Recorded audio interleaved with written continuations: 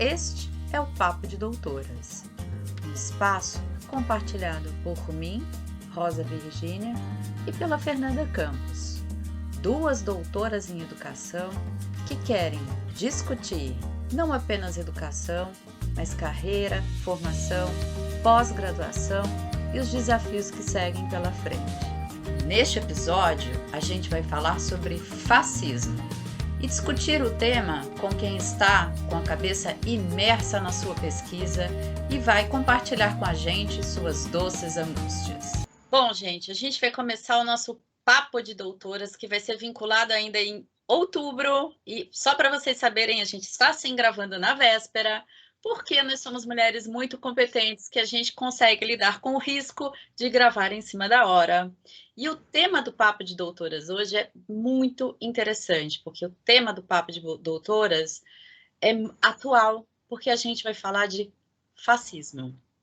E aí, eu vou jogar uma pergunta para a Fernanda, antes de passar para a Camila, que é: Fernanda, você acha que no meio acadêmico existe fascismo? Nossa, me pegou desprevenida a Rosa. Antes de mais, olá, Rosa. Olá, Camila. Boa tarde, Olá. Boa noite, bom dia para quem está nos ouvindo aí. A Rosa me pegou desprevenida aqui com essa conversa. Mas, ai, eu acho que sim, viu? Dependendo da área, dependendo de como que as relações são impostas, dependendo de como que as pessoas, né, estabelecem aí algumas hierarquias, algumas, né?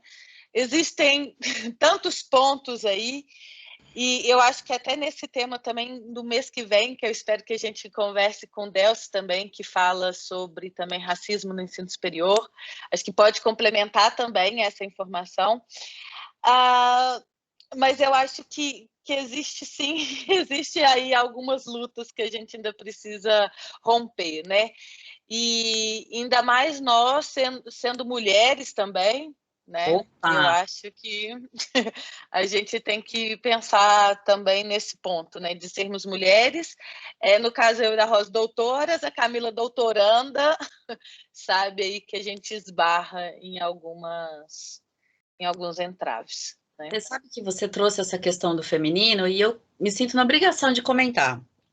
Quando eu fiz o meu mestrado, eu fiz o meu mestrado na Universidade Federal da Paraíba, que é considerada periférica. Todas as universidades, né, do norte e do nordeste do Brasil são consideradas periféricas em termos de pesquisa, e era uma questão lá dentro muito forte. A gente talvez que não esteja circulando por ali não tenha essa noção. E eu preciso divulgar por uma questão de orgulho também. A minha irmã, ela é doutoranda de odontologia na Universidade Federal da Paraíba. Ela faz um doutorado sanduíche com a Universidade de Pittsburgh. E ela foi convidada, em função do trabalho que ela faz com os fissurados e as cirurgias ortognáticas, a fazer parte da Academia Brasileira de Odontologia. Minha irmã se tornou imortal. Vinda de, não é demais? Vinda de uma, né, de um lugar considerado em termos de pesquisa periférico. Então, e sendo mulher, né? Então, gente, temos coisas para comemorar aí. Sim. Hashtag minha irmã orgulho de você. E agora eu vou passar a palavra para a bela Camila. Camila, seja bem-vinda ao Papo de Doutoras. É um prazer estar com vocês, é um prazer dialogar, né, trocar ideias, é sempre enriquecedor. Muito obrigada pelo convite. Cã, conta para mim como tem sido a sua experiência de doutorado. Eu queria que você contasse um pouquinho para a gente a respeito da sua trajetória, como é que você foi parar no doutorado, por que você foi parar no doutorado e por que o fascismo é o teu tema. Nossa, muitas indagações, assim. Vou tentar sintetizar. Bom, o caminho até o doutorado, né? Eu sempre tive vontade de lecionar, sempre gostei muito de estudar, de ampliar, expandir horizontes, de ampliar conhecimento. Então, primeiro eu fiz o mestrado, né? Quando eu me formei, bem próximo da graduação.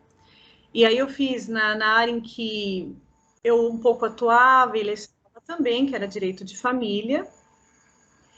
E depois parti para o doutorado também na mesma área. Mas aí por questões pessoais, porque é muito difícil, né? Eu advogava, já estava lecionando, então é muito difícil conciliar tudo, né? A pesquisa exige muito, então acabei desistindo.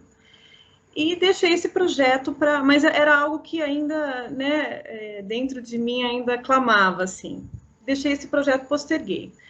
E a vida, isso foi em 2010, em 2016, quando o Brasil começou a viver o período, começou a agonia, que hoje está tão, tão assim forte, né, que a gente está, era o começo, mas eu já estava sentindo, já estava sedenta por compreender o momento histórico que a gente estava vivendo, aquelas manifestações, o porquê daquilo, o porquê né? Eu fui buscar conhecimentos para além do direito, né? Embora envolvida no direito. Então, aí eu descobri a filosofia nisso. Porque aí eu fui buscar, eu queria amparo, eu não encontrava no direito, tecnicamente falando, um direito positivista que a gente aprende, né? Eu não encontrava respostas para tudo que estava acontecendo e não encontrava sentido. E até isso abalou um pouco a minha profissão, né? Como advogada, eu pensava, mas não faz sentido, não quero continuar dessa forma, eu estou perdida, enfim. E aí eu descobri, nesse meio todo, quando a gente busca, acho que a gente acaba atraindo também, né? A gente vai fazendo conexões, então fui buscando estudiosos no tema e descobri o meu orientador, que é o professor Alisson Leandro Mascaro, que é filósofo pela USP, é uma pessoa, um ser humano extraordinário, eu me encantei por ele, assim, de pronto, o procurei, assisti uma palestra no Facebook, me lembro muito bem, em 2016, falei, nossa, o que é isso? E ele criticando veementemente o direito, criticando a formação dos juristas, a formação dos magistrados, a formação, enfim, né, acadêmica, e falei, é isso, aí tem. Bom, e fui atrás dele, né? Fui assistir uma palestra pessoalmente, comprei livros, aí ele me convidou para assistir uma aula dele como aluno especial na USP, fiquei encantada, e aí comecei a conjugar a possibilidade do doutorado, né, com ele. E deu certo. Até que em 2018, entre 2016 e 2018, fiquei assim, seguindo, aprendendo, porque filosofia é um campo muito amplo, né? E eu, sendo muito sincera, até então, a formação que eu tinha tido era muito deficitária. Estudei numa universidade muito boa, a PUC Campinas, ainda assim eu tive uma formação muito deficitária, né? Nesse campo, no campo da filosofia, da sociologia, né? Que a gente nem reputava importante. Relegava essas disciplinas nossa, para que isso? Poderia ser substituído por direito ambiental, por direito do consumidor. Eu que diga. Né? E naquele momento, já com essa formação técnica, eu senti a necessidade. Bom, enfim, aí nesse processo, passei no processo seletivo, ele me acolheu, me aceitou, porque isso depende muito de uma sinergia, uma sintonia que aconteceu, né? E estou agora finalizando. Aí o fascismo surgiu também conjugado com... Então, em 2018, a gente já estava vivendo um processo muitíssimo delicado né, que hoje, como eu disse, está assim, acho que inominável, né? E aí eu senti a necessidade, assim como a escola de Frankfurt, especialmente, né, que surgiu, os pesquisadores surgiram para, entre outras, uma equipe multidisciplinar formada por psicanalistas, por filósofos, por musicistas, por juristas, e perseguidos, inclusive, pelo nazismo, para entender o contexto do nazifascismo, né, lá na primeira metade do século XIX, aquilo me encantou. E começou por isso. Aí eu falei com o meu orientador, porque eu estava vislumbrando um momento muito similar que a gente está vivendo hoje, porque eu me questionava, como eles se questionavam, como é que os alemães, como é que os italianos, especialmente os alemães, né, que, assim, viram o Holocausto acontecer. Hoje eu sei que muitos deles sequer sabiam que aqueles horrores aconteciam, né, até hoje é uma minoria, mas há negacionistas em relação a isso, né, como é que fecharam os olhos e adoraram uma figura como Hitler? Enfim, como é que deixou, chega nesse limite, o mundo estupefado, vem tudo aquilo acontecer. E eu temendo, vislumbrando uma possibilidade similar aqui no mundo presente, não só do Brasil, no mundo, né?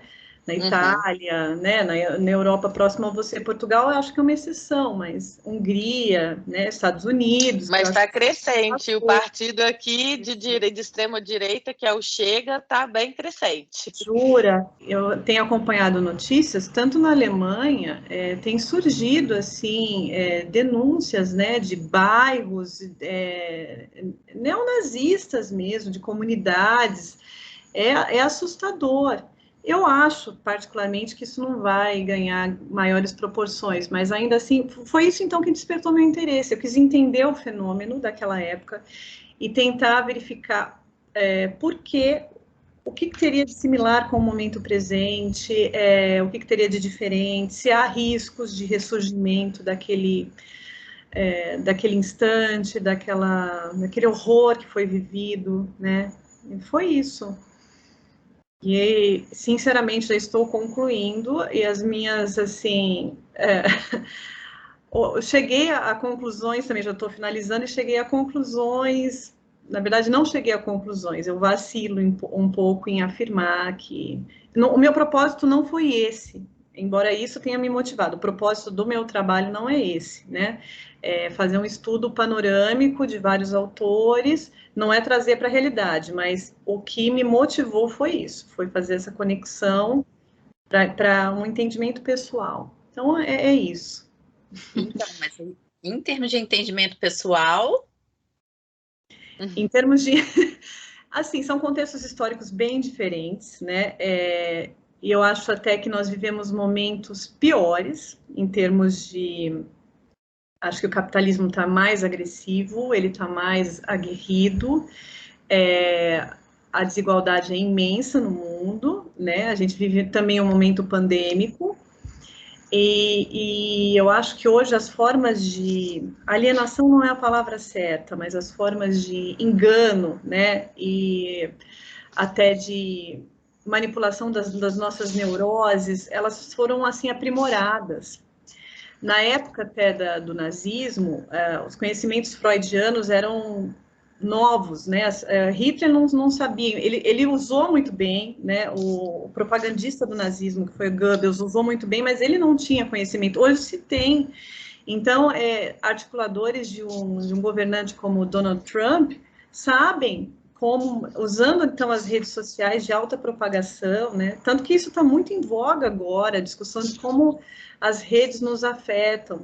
E as eleições que teve, muitas foram manipuladas né? Então, eu acho que hoje há mecanismos muito mais poderosos para transformar, tanto que, eu não sei se vocês já assistiram um filme que chama... É uma sátira, mas, assim, é assustadora também. Eu lembro que eu assisti na época que eu estava decidindo o tema, acho que é Ele Voltou. Ele conta, assim, você viu? Então, é Hitler voltando para a Alemanha, agora, atualmente, né? E as pessoas acham graça dos absurdos que ele fala no começo, porque é assim, né? Que começa. E uma cena que me chamou a atenção foi ele tendo contato com a internet. Aí ele fala assim, nossa, e se o Goebbels vê uma coisa dessas? Ou seja, perigosíssimo, né? Uma arma... Olha como ele pôde vislumbrar uma arma assim como as massas são conduzidas, né, para o horror. Então, assim, eu acho que a gente tem uma propensão, mas não sei, no nível do que houve, que é um holocausto, acho difícil. Só que a gente tem vivido um genocídio por várias, né, esparsos. população negra morrendo, população LGBT, enfim, tem muito assim. Sim, a gente tem pequenos holocaustos cotidianos. Isso, exato. Sim. Exato. Né? E até, nossa, isso dá pano para manga, né? Você está Isso. falando aqui, já tá passando um tanto de filme aqui na minha cabeça, mas tenho que te fazer uma pergunta cruel, que é, a tese está pronta? Você falou que está quase. Essa é muito mais cruel do que a minha pergunta. Eu tenho que fazer um elogio ao meu orientador, porque ele é de uma paciência. Se você, a primeira pergunta, né, sobre existe fascismo no meio acadêmico, eu acho muito. Isso me abalou tanto, o doutorado me abalou tanto, que eu preciso ser sincera com vocês, até cogitei uma depressão, assim, porque é algo. E aí eu lembro que eu gosto muito de seguir um psicanalista, gosto muito do Christian Dunker. E ele tem um podcast dele, que também é um vídeo falando nisso, que ele fala assim sobre essa pressão que os doutorandos vivem, né, mestrandos também, porque muitos dos orientadores, né, que é a realidade, impõem temas, impõem a condução do trabalho, usam o orientando para pesquisar por eles, né, e às vezes o orientando não se adequa com aquele tema, então aquilo é forçado, etc., né. Eu não vivi isso, eu sou privilegiada porque, embora assim, não foi imposto, foi muito direcionado o meu trabalho, né? Mas meu orientador é de uma, assim, como eu disse, paciência, uma tolerância, de uma orientação efetiva, sabe? Já era para eu ter terminado, Fernanda, eu falei isso por isso, mas ele foi me concedendo. Agora sim, meu limite chegou, o prazo final é dezembro e falta um terço do trabalho. Então, eu estou correndo contra o tempo. Porque ainda tem que passar pela revisão, ainda tem que passar, né? As pizzas têm sido canceladas com muita frequência, Fernanda. Ah, é verdade. Nós temos encontros e eu tenho cancelado por isso, porque eu advogo também, né? E a advocacia toma muito tempo. E aí eu deixo os finais de semana para estudar, as noites, aí os nossos encontros ficam prejudicados, mas em 2022 retomamos. Não, eu brinquei que é uma pergunta cruel, mas eu percebo. E sobre isso, né? E aí vou jogar também, trazer essa pergunta de novo por aqui, para a gente entender, né, esse processo do fascismo, né, dentro do ensino superior. Você já trouxe aí alguns pontos, mas eu acho que a gente pode conversar um pouco sobre isso. E para a gente entender esse próprio conceito de fascismo, né? Assim, o que de fato é o fascismo? Exato. E aí, entender também. Eu acho que agora, nossa, eu fiquei tão animada com a conversa que eu estou com tantas reflexões aqui que vou ter que começar a anotar. Então, primeiro, entender. Fernanda, essa é a pergunta que eu conheço. Então, vamos lá, começar com essa primeira pergunta, né? O que é o fascismo? Depois, essa pergunta que a Rosa trouxe, o que é o fascismo no ensino superior? Depois, a gente pensar também no fascismo no contexto atual, e eu fico pensando muito na questão dos refugiados, né? Quando você fala assim, não sei se existe tanto holocausto, mas assim, as pessoas que têm fugido de países por conta de guerra, por uma série de questões, e vêm para a Europa especialmente, ou mesmo aí no Brasil, né? As pessoas que vêm do Haiti ou de outros países mais próximos do Brasil, refugiados, e têm que viver em condições miseráveis, em acampamentos, enfim, até conseguir o trabalho. E eu até, hoje eu quero mencionar 2 livros aqui que eu já recomendei em outros episódios do Papo de Doutoras. Um é da Isabel Allende, que tem... Agora eu me esqueci o título do livro. Eu estava aqui procurando, mas eu lembrei que eu emprestei o livro. Como é que é? Do Pétala do Mar. Como é que é? A Viagem na Pétala do Mar, que é a capa de um navio, que passa justamente... O livro começa na Guerra Civil Espanhola. E aí tem esse retratamento, né, dessa divisão de direita e de esquerda, que a família que é protagonista da história é uma família de esquerda que está lutando contra né, tudo aquilo que estava se passando, lutando pela democracia, mas, na verdade, o fascismo acabou por vencer aquilo tudo. E pensar também, né, na quantidade de... Porque a gente vivencia mais assim, pensando, né? Tem algumas situações que a gente sabe que são reais, mas que não estão tão próximas da gente, né? Porque somos pessoas privilegiadas, mas a gente acaba por ler assim, na literatura, de algum modo, nos filmes. E aí eu tenho um outro livro aqui, que também já mencionei aqui, Rosa, que é O Século da Solidão, que é da Lorena Hertz, que tem um capítulo que justamente chama O Ratinho Solitário, e que ela vai explicar como que justamente o fascismo tem sido crescente nos últimos tempos, justamente pela solidão das pessoas. Porque uma vez as pessoas em solidão, acaba, né, perde o convívio, perde essa noção de estar com o outro, perde essa noção do coletivo, e aí também pensar que cada vez, né, os sindicatos têm perdido forças, porque as profissões mudaram, as representações profissionais estão mudando, né, as condições de trabalho, as leis trabalhistas, essa condição da gente se identificar como um grupo de profissão. Então, isso tudo ela vai destacando como forças que vão ajudando esse fascismo a crescer, não é? E aí queria trazer isso para a nossa conversa, queria que a gente conversasse sobre essas coisas também, que a Camila opinasse, falasse aí. Só para comentar, eu estou lendo o livro Batalha pela Espanha, que é exatamente sobre isso. Você trouxe sobre a Guerra Civil Espanhola, que é de arrepiar. Então, agora eu queria ouvir a Camila aí, para ela falar um pouco mais disso tudo. A dona do fascismo.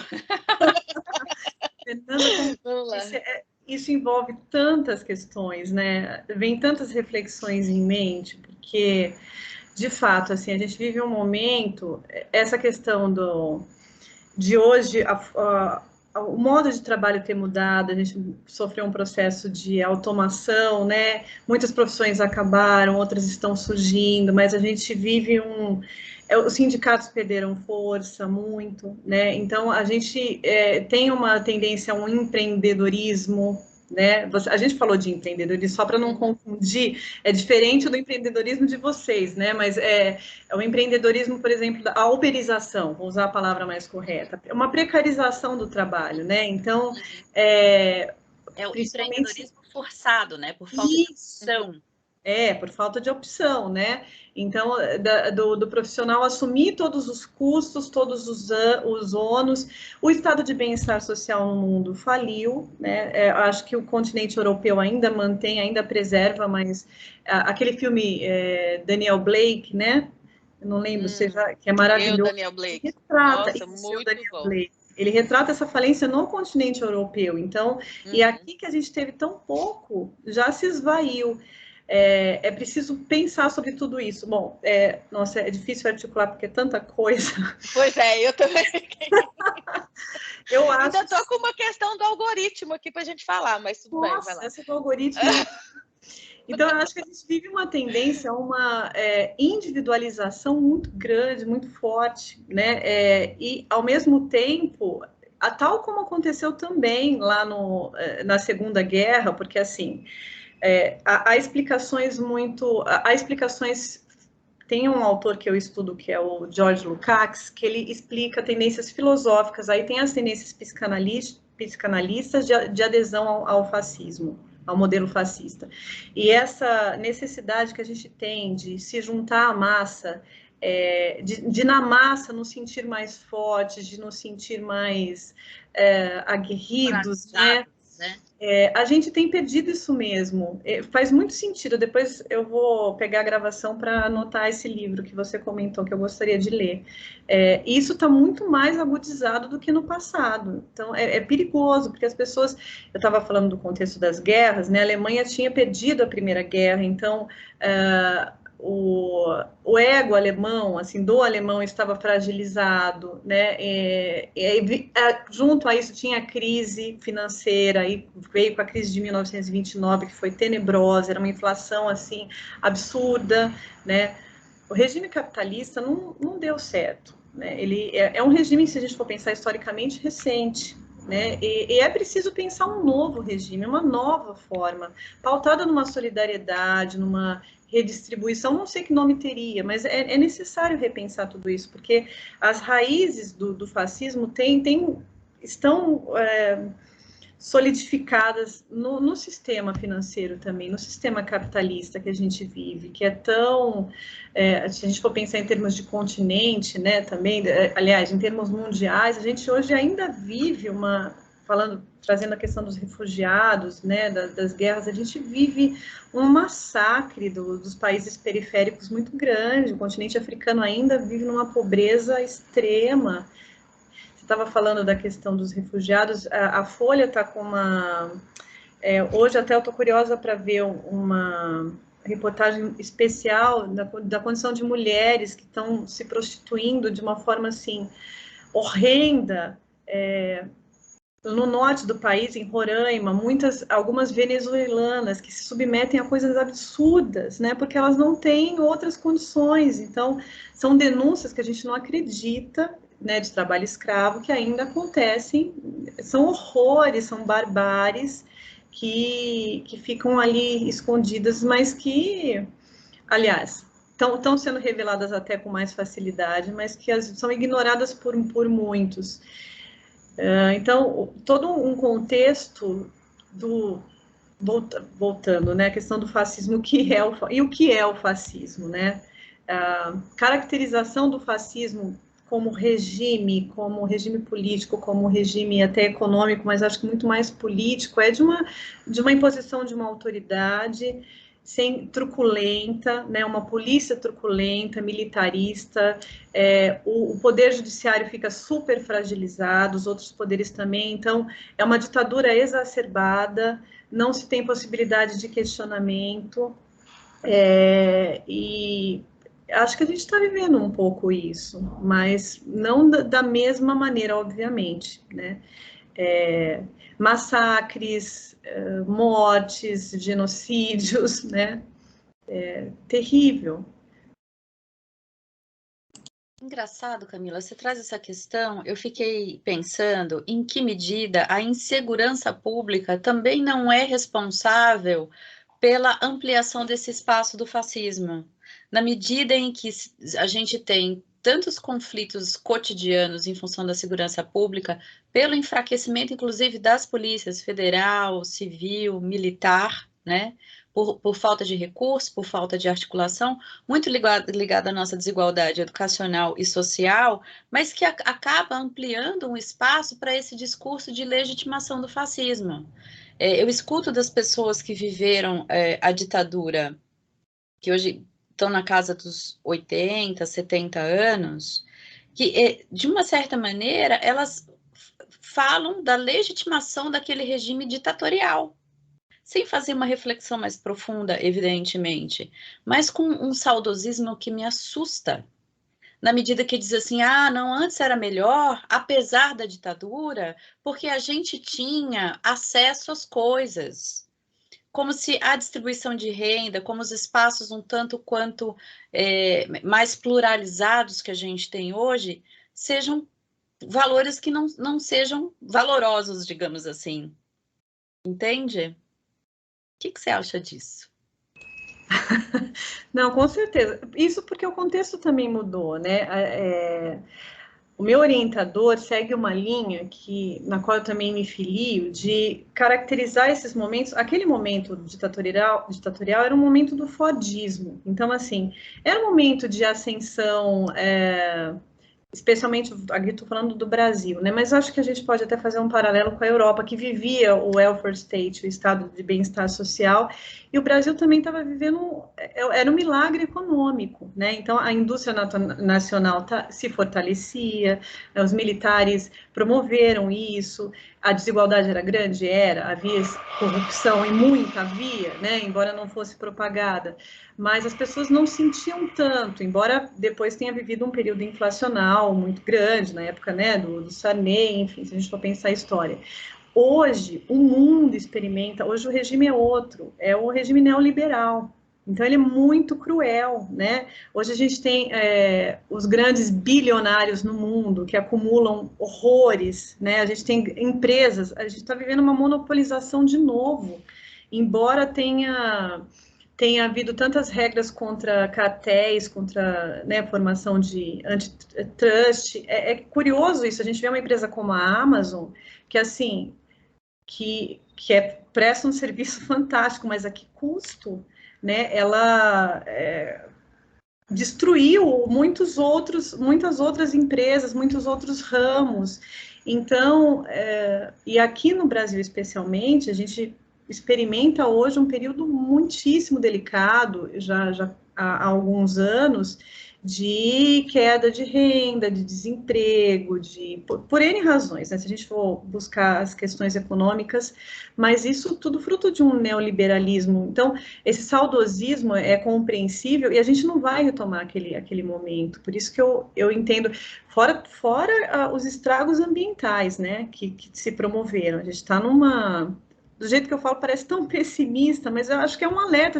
A pandemia está aí, a gente precisa repensar os modelos de vida, de como é que não dá para viver só.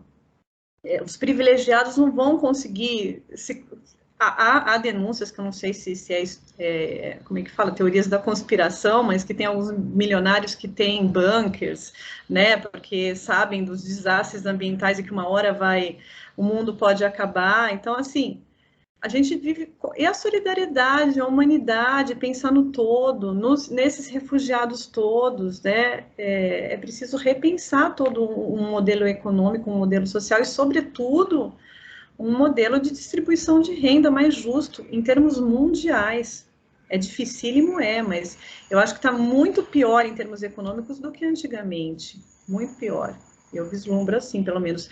Assim, talvez tenha crescido o número de privilegiados um pouco, sim, mas o número também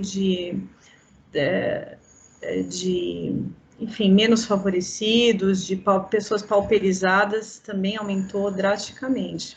E isso tudo redunda na violência, resulta, né, enfim, tem reflexos aí muito danosos. Vocês Mas sabe comentar? Que um dos meus grandes medos desse fascismo, né, desse ressurgimento, que na verdade, não sei se dessa continuidade, né, porque eu não sei se em algum momento ele deixou de existir, talvez ele tenha ficado um pouco adormecido e agora ele tá mais em destaque. Mas o que me preocupa também é na questão da democracia, mas é no sentido da democracia, no sentido da gente compreender as diferenças. Então, uma vez que a gente vê cada vez mais aquelas vozes que antes estavam abafadas, estavam escondidas, né, de histórias das mulheres, histórias das pessoas LGBTQIA+, não sei se eu falei tudo, LGBTQIA+, da questão dos negros, né, em toda a parte do mundo, nos últimos, pelo menos a década de 70 até agora, a gente viu essas vozes conseguindo ter vozes mesmo, se posicionar de alguma forma, e quando a gente vê o fascismo, esse ressarcimento, né, que essas pessoas não podem ter vozes, as pessoas pensando que no Brasil é um dos países que mais tem morte, né, de transexuais, de travestis, de pessoas que andam na rua, e só pelo fato delas serem diferentes, só pelo fato delas não estarem enquadradas naquele padrão, elas são assassinadas, né? A questão das mulheres, da misoginia, quando eu falei da questão do ensino superior, porque a gente, enquanto mulheres, a gente ainda tem que lutar muito, né? Então, quando a gente vê que no ano passado surgiu uma notícia, né, que já tinha ali, estava meio a meio o número de mulheres e homens com doutorado, ocupando cargos na ciência, isso é uma comemoração, isso é uma vitória, né? Porque é preciso ainda lutar por isso. E no caso das pessoas negras, né? o racismo que ainda persiste, essa condição que você estava falando da desigualdade social, da pobreza, quando a gente vai ver as estatísticas, esses números estão nas pessoas negras, esses números estão nas pessoas, né, que vivem em condições de pobreza, de más condições, e tudo isso a gente sabe que tem a ver com um processo histórico, mas que durante um tempo houve apoios sociais, mas que agora já deixou de existir, né? E com essa crise toda que a gente está vivendo, está retornando isso tudo. Então, quando eu penso nessa questão do fascismo, né, assim, falando desses grandes grupos, mas depois a gente pensar no que não segue a norma, né? Do que não é normal, porque também o fascismo estabelece uma linha de corte do que é o normal. Né, estabelece uma caixinha do que é normal. E o que está fora dessa caixinha tem que ser cortado. Né? Na altura mesmo do fascismo vivenciado na Alemanha e na Itália, né, em meados do século XX, existia também. Né? Não era só a questão dos judeus, era a questão dos judeus, dos gays, dos negros, das mulheres. Né? Muita gente foi para campo de concentração simplesmente por estar fora desse quadrado. Então, assim, eu tenho uma preocupação muito grande nesse sentido, de que hoje esse movimento surge, de novo, estou falando errado, não é surge, porque ele já existe. Esse movimento persiste e defronta com essas vozes que estão dando conta também, né? Que antes estavam caladas, agora tem vozes. Tem um embate disso, mas o fascismo ainda tem uma força muito grande para poder derrubar essas vozes. Isso é uma preocupação que eu tenho, sabe? E aí, quando você trouxe o filme do Hitler, né? Ele está de volta, e quando ele se depara com a internet, eu acho que também é uma outra questão, que é sobre os algoritmos, que eu queria falar, que é como os algoritmos também são fascistas, porque quem determina os algoritmos são homens brancos de classe média e alta, que determinam padrões, e não só isso, né? De como que vai estabelecer ali o que vai para as notícias, o que não vai, o que as pessoas podem ler, o que não faz, e vão formando bolhas, e as pessoas leem só aquilo que elas continuam lendo.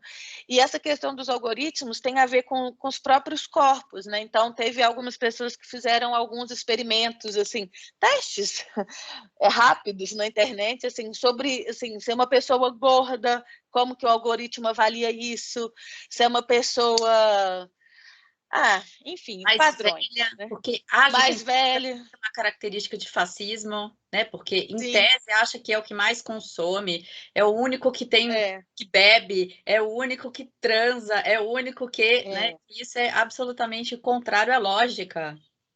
Então, eu acho que isso tudo também faz parte desse tema, e eu acho que queria trazer isso para a nossa roda de conversa. Nossa, Fernanda, fantástico. Primeiro, deixa eu fazer uma correção, que eu falei do século XIX, século XX, que aconteceu, né? Perdão.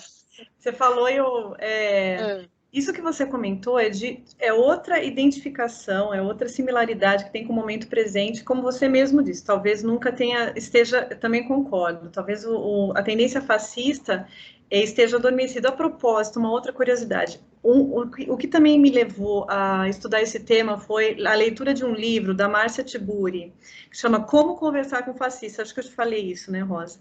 O dia que eu li esse livro, até me arrepia se eu falo, porque eu tive a oportunidade de falar isso para ela no lançamento de um outro livro dela. Eu me identifiquei horrorosamente. Falei, gente, eu sou fascista, né? Com algumas tendências autoritaristas. A sociedade nos coloca isso. Nós fomos criadas, né? Somos da mesma assim geração, para uma competitividade, a competitividade do vestibular até hoje. Então, isso de derrubar o outro, de ser melhor que o outro, né? E isso nos impulsionou, ajudou a formar a nossa. Mais bonita, mais inteligente, ter um namorado mais bacana. Mais que o outro, né? Então é muito cruel isso. Aí eu me identifiquei e até isso me ajudou a mudar alguns comportamentos pessoais, assim, especialmente no trabalho. Mas não, senão eu acabo fugindo para o lado pessoal. O que você comentou, Fernanda, é muito importante, porque lá na época, na Alemanha, quando o fascismo foi implantado, o nazismo, né, quando Hitler ganhou o corpo, e toda a teoria absurda dele, a Alemanha vivia um período muito bom, ela estava sob a Constituição de Weimar, que tentou fazer várias conciliações, e foi uma Constituição, assim, vanguardista para a época, que promovia vários direitos sociais, tentou conciliar vários tipos de ideias de atores políticos, e não deu certo, porque houve uma tentativa de evolução, e aí eles temiam muito, porque nessa época também, né, a Revolução Russa tinha dado certo, então a União Soviética estava ali nascendo, eles temiam muito o fantasma do comunismo, e houve uma contra-revolução. O fascismo foi uma contra-revolução. Hoje a gente vive, de uma certa forma, isso, porque, como você comentou, o movimento LGBTQI, o movimento, as mulheres, o movimento negro, então tudo que é tido como, eu esqueci um termo muito interessante, são minorias, mas não são minorias assim, politicamente, né, porque não tem tanta expressividade, mas não são minorias, tem uma força enorme, que não se dá espaço a elas, a essas categorias, digamos assim, mas elas estão aparecendo, e aí há uma reação muito grande, né, forte, contra essas pessoas. Tanto daí vem esse saudosismo que a Rosa comentou, né? A gente ouve tantos absurdos, né? E entre mulheres podemos falar, imagina que uma mulher não faria isso, andar com essa roupa. E olha o cabelo dessa, né? Os cabelos Black Power. Olha que eu já me peguei pensando, nós somos, né? O racismo é estruturante, é uma coisa horrorosa. Entre os próprios homossexuais tem um preconceito de dizer, mas você precisa desmunhecar, precisa ser, né? E os transexuais, então assim, esse fascismo também é uma tentativa de amoldar, de colocar todo mundo na mesma caixinha. E quais são as caixinhas, né? É a famosa família, tradição e propriedade. Horrível, né? Me dá até ojeriza de pensar, é o cidadão de bem, entre aspas, né? Então, é uma tentativa de controle. E isso aí tem muito a ver com a psicanálise, que eu morro de vontade de estudar psicanálise para entender tudo isso, porque isso está em nós também, né? E as pessoas... Pode falar, Rosa. E é engraçado que isso que você traz retrata perfeitamente o lugar de onde parte o direito positivo. Né? É esse olhar para o mundo. A gente, com muita dificuldade, consegue dar espaço para os direitos plurais e sempre correndo atrás do prejuízo, porque é isso que o direito faz o tempo inteiro. E talvez por isso o direito tenha perdido espaço como articulador da justiça. Exato, Rosa. Porque, assim, eu não sei como é que é em Portugal, Fernanda, mas aqui, você, como você também sabe, quem é que são os magistrados? Quem são os procuradores? Quem são os promotores e promotoras e magistradas? Geralmente, assim, tem até um grupo de juízes negros que é uma minoria estou sendo redundante, é uma minoria. A maioria são pessoas brancas, homens, que conseguem ter o privilégio de parar de estudar, e estudar, assim, tecnicamente. Porque são pessoas, a forma também, o que se exige, não estou desqualificando os juízes, nós temos amigos juízes, eu e a Rosa, né?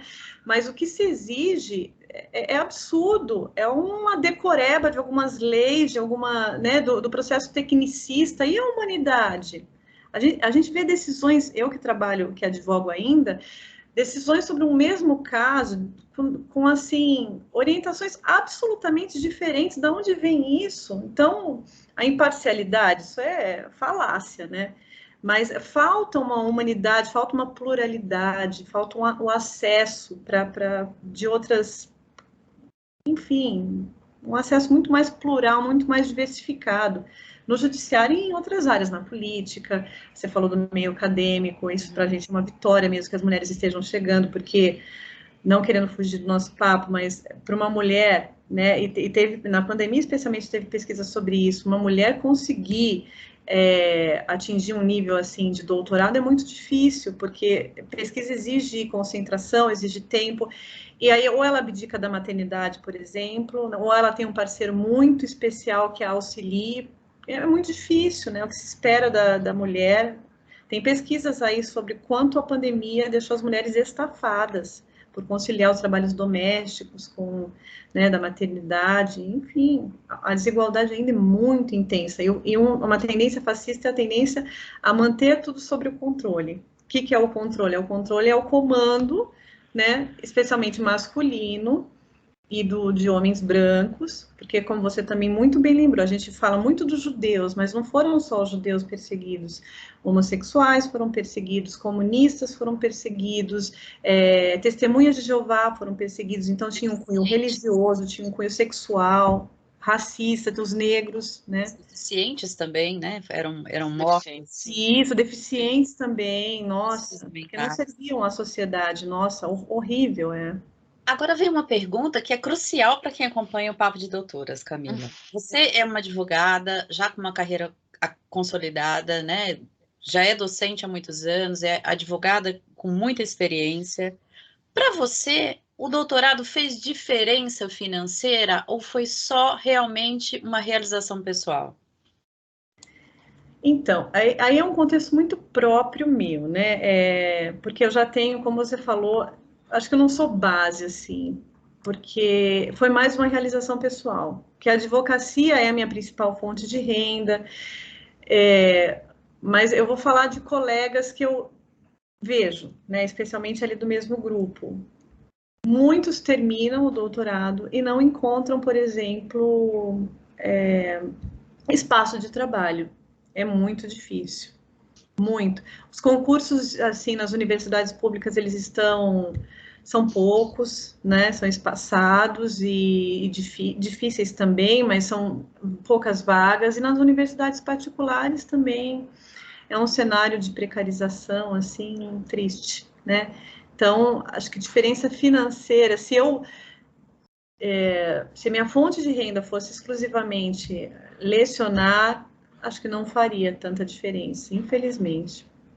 É uma triste realidade, né? Porque essa é uma outra questão. Os pesquisadores no nosso país, em todos os campos, eles são muito desconsiderados hoje, né? Tanto que o investimento em pesquisa está baixo, tá tendo uma fuga, né? Tem um nome isso que eu esqueci, mas é uma fuga dos cientistas mesmo para outros países. A gente está perdendo. Fuga de cérebros. Isso, fuga de cérebros, né? A gente está perdendo grandes, né? Mas, gente, faz sentido, né? O fascismo não gosta da educação. Exato. Isso. Não gosta do ser pensante. Para quê, né? Exatamente para continuar a moldagem que a Fernanda comentou, o quadrinho, né? O quadradinho. Né? Exatamente, exatamente. Tem muitas coisas que eu gostaria de perguntar, mas o Papo de Doutoras está chegando ao final. Esse vai ser igual aquele Papo de Doutoras com o Dênio, que vai cobrar uma segunda faceta. Você já está convidada, Camila, depois que você defender a sua tese de doutorado, de voltar a contar como foi a tortura da defesa.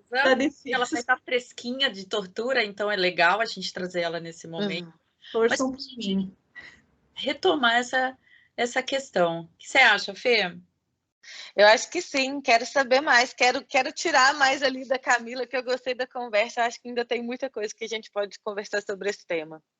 E até também depois queria trazer, porque acho que já teve um episódio que a gente conversou um pouco sobre isso, Rosa, e eu acho que a Camila está bem assim no processo, está sentindo ali as emoções todas de que, mas isso é mesmo para uma outra conversa, que se a gente abrir aqui agora vai, mas para a Camila já ficar pensando sobre isso.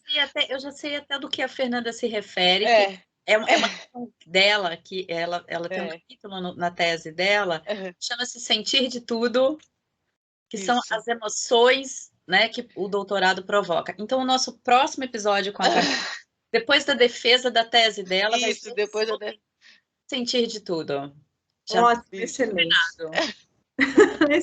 Mas eu acho que foi uma boa conversa, gostei. Eu também, Camila. Foi um prazer te conhecer.